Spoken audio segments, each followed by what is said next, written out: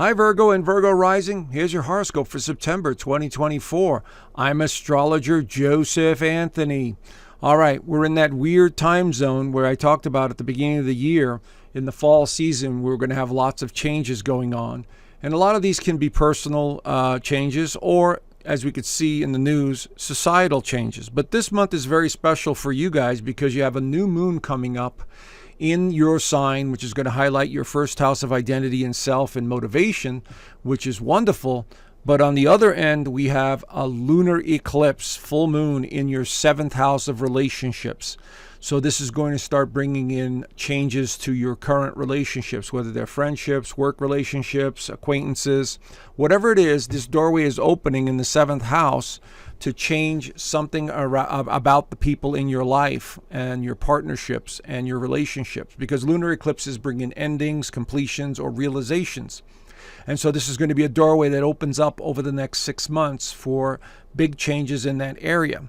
So as we start off the month, there's a lot of focus on your career because of Jupiter and Mars being in the 10th house. And then, of course, money matters or financial matters and investments are also highlighted the second half of this month because of Venus going through your second house. Then the Sun will go through your second house and Mercury will make its way through your second house as well.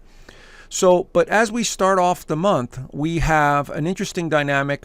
We have 4 planets, the outer planets, are all going to be in retrograde mode. And here's Uranus, the fourth one to go retrograde. So here it is in stationary position.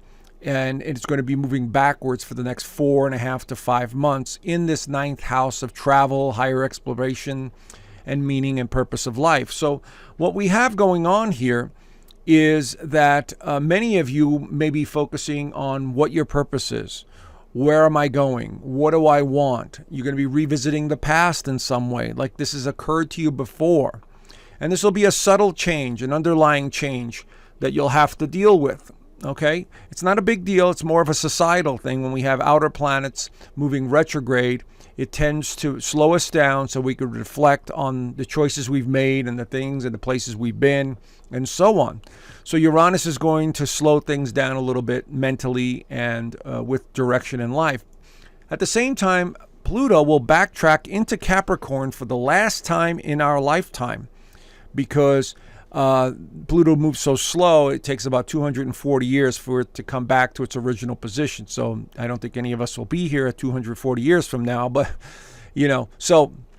but basically Pluto going back into Capricorn, your 5th house of creativity, the 5th house of love, children, maybe a project that you've always wanted to do or wanted to experience, Pluto will bring it back and show you that you want to take a look at this. Is this what you really want? Is this what you need to do? Is this the direction you want to go in? You know, it's going to test you this month in terms of what it is that you want out of life. And so Pluto is going to make a favorable aspect to Neptune. It's also going to make a favorable aspect to Uranus. So there could be some surprises in the mix with relationships, with a sense of direction, and or family dynamics or a project or something that you used to do that you want to go back to or that you're rethinking. Okay, so again, you may have to make a decision this month about some sort of change to your direction or a relationship. That seems to be the theme. Now, at the same time here, at the beginning of the month, we have the new moon in Virgo right here. It's going to be at 11 degrees of Virgo. So wherever this is in your actual birth chart, that's the area you want to focus on. And by the way, this reading is for anyone who has a Virgo rising or a Virgo sun sign. This is a general sun sign Western astrology reading. And so anyway, the new moon in Virgo highlights this first house of identity and self. So what this means is you're looking at your appearance, you're looking at yourself and your self-worth. Others are looking at you and thinking, okay, there's something that needs to change. And this is the house of motivation as well. So it's giving you an opportunity over the next 2 weeks to reinvent yourself. And again, this could be your physical appearance. It could be how you view yourself. This could be motivation to get you to do something that you normally don't even want to do. And so this is going to propel you forward in the next couple of weeks. So take advantage of the opportunity. I would suggest anything to do with physical activity like walking or swimming or, doing something other than cleaning and worrying. do something that is more productive, where you're channeling your energy into something different, because that's what the planets are showing me here.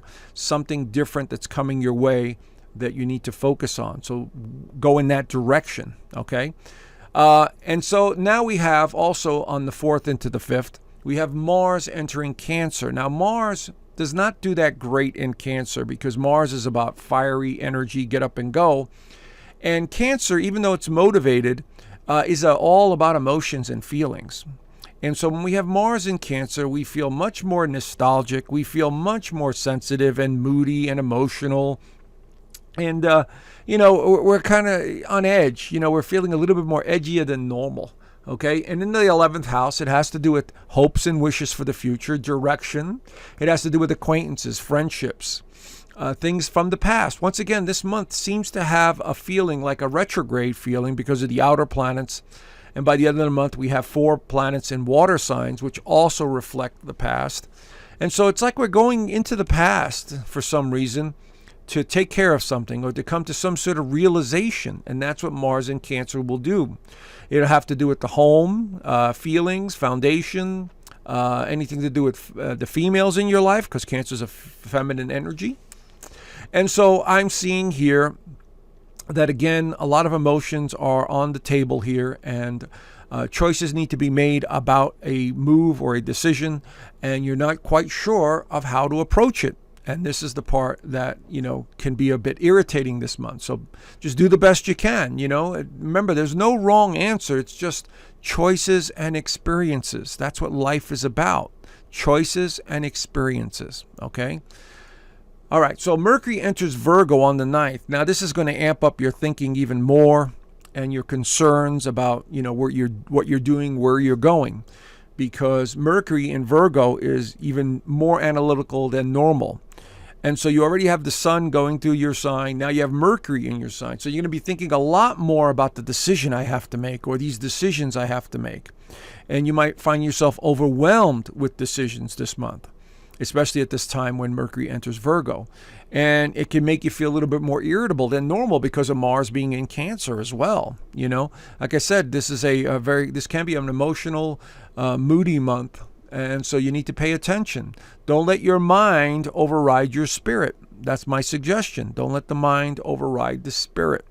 And so over the next couple of weeks, lots of overthinking, lots of concerns, and wanting to change. Use that energy in a productive manner. All right, now let's get to the big news of the month, and that is the lunar eclipse in Pisces right here in your 7th house of partnerships, relationships, and other people. It's going to be at 25 degrees of Pisces. So wherever that is in your actual birth chart, it will be affecting you in that way. So the sun will be in Virgo in your sign, and then the lunar eclipse full moon will be at 25 degrees. It'll be joined by Neptune right here.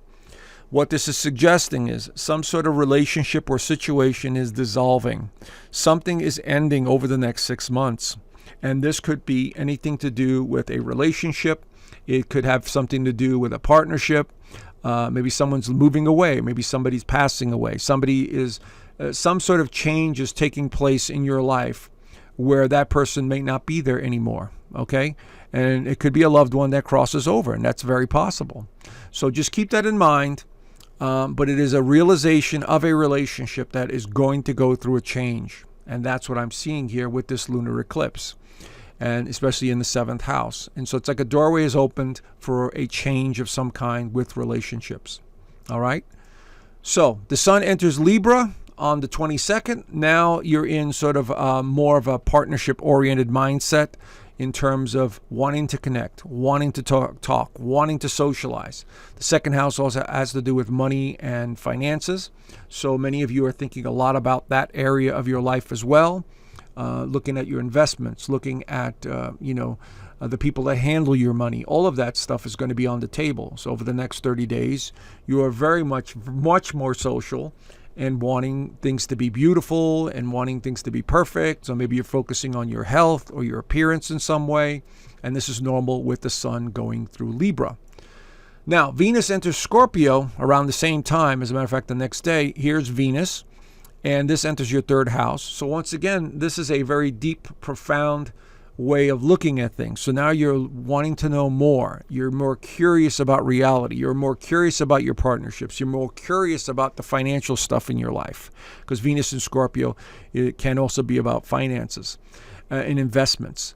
And so you're much more passionate. There's a stronger desire to want more things. There's more of an intensity with Venus in Scorpio. In the third house, it's about communication. So pay attention to your dreams and your visions, because, there's very strong psychic ability when we have Venus in Scorpio. Now, this will make the fourth planet to be in the water sign. So here's 1, here's 2, here's 3, and here's 4. This again, like I said, towards the end of the month, we are going to be feeling much more emotional and sensitive than normal because of these outer water planet signs. And so the thinking really turns to nostalgia, it turns to the past, it turns to memories from the past, and you're really kind of floating and trying to figure things out, having to do with a partnership or a move or a change or some sort of career move as well. So this is going to be very important. And last but not least, on the 26th, we have Mercury entering Libra as well. And Mercury in Libra is all about finding balance and fairness. And again, it's very social, but the downside to Mercury in Libra is indecisiveness. So be careful not to overthink and overworry to the point where you can't make a decision. Okay, it's about getting back to the basics and enjoying yourself at a very basic level, like having a nice meal or looking good or just socializing just for the fun of socializing. And that's what Mercury in Libra looks like. Anyway, if you enjoyed this video and you want to know more about astrology, I do teach astrology, and it's in my private community. So right after this video, there's a short presentation on my private community. Check it out, and if you consider joining, wonderful. And there's also a couple of links down below for free mini moon reports and numerology reports if you're interested. All right? So have a great month, Virgo, and I will talk to you folks soon. Bye for now. Hi. Thank you so much for watching my monthly astrology. I really appreciate your support over the years. Have you ever considered learning astrology? Well, you're in luck, because I've created a full online astrology course in my private community. It's a full 6-module course that takes you from the beginning of astrology, what it all means, the mythologies, the houses, all the way to the more advanced techniques such as progressions, solar returns, how to read transits, how to make predictions. It's all there in this course here. And I even dive into some of the mysterious stuff, what some of the symbolism is all about. So I think you might want to check it out if you're interested. Along with the course, we have a very tight-knit community here where everyone helps each other out. And so if someone knows a lot about astrology, they help other people with astrology. So it's a community that really gets involved and, really wants to learn and help each other out. But as you can see here, I have a whole lot more on this private community. I also have the Inner Circle live calls each week. Now, this is something that I do twice a month on YouTube, but here I do them on a weekly basis. And I talk about various topics. You get to ask me questions, we interact, and we learn a whole lot more than just astrology. So this could be anything from astrology to what's going on in the world, predictions, politics, whatever it is. We talk about it in the Inner Circle calls. Of course, I do have videos here that I do not have on YouTube, so you get those too. And then I've got a private resource vault, which has videos that I suggest watching, books suggested reading, meditations, and more. So if you're interested in learning astrology or want to be part of a great community that's really growing fast, head on over to the link down below and click on the link and join today. All right? Thank you so much, and I look forward to seeing you soon. Bye for now.